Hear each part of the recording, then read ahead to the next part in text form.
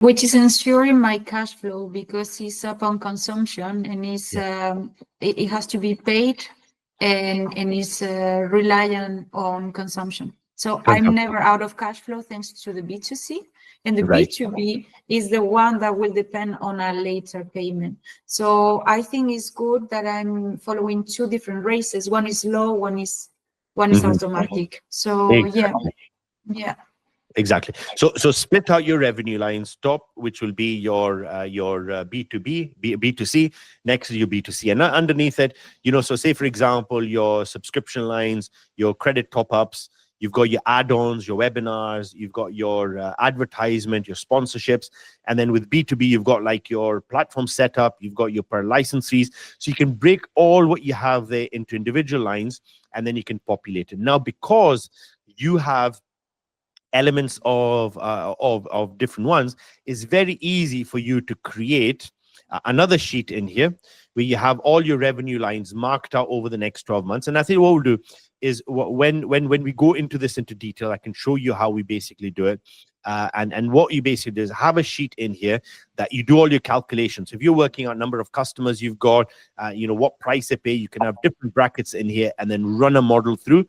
And then all you do is copy that model into your profit and loss, which basically goes in here, which you basically copy. Exactly the same for your cost of sales. If I look at your cost of sales, for example, what you have in your cost of sales is your API tokens, your cloud hostings, your payment processing fees. Again, you can put them line items in here.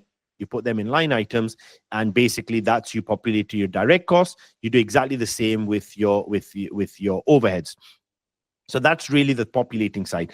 Now, before we start this, and I think this is where, before you start populating numbers, and I think, look, I've got all your numbers in here. We can start populating right now. And this is the thing, you have to understand that populating the numbers, if we were to sit down and do this, it will not take us more than a couple of hours to get your whole financial model ready. But this is where your thought process needs to start, right? So say, for example, if I look at your things that you haven't thought about. So your AI token cost model, so is it per feature cost table that you have? Is it, chat versus image versus code? How do credit packs cover it? Sales I have a tracker that I go through all the time, and I update with any changes. So I have a very specific tracker of the credits for AI, for every one of these AIs that I'm using, and I track them versus consumption. So I'm always on track on that.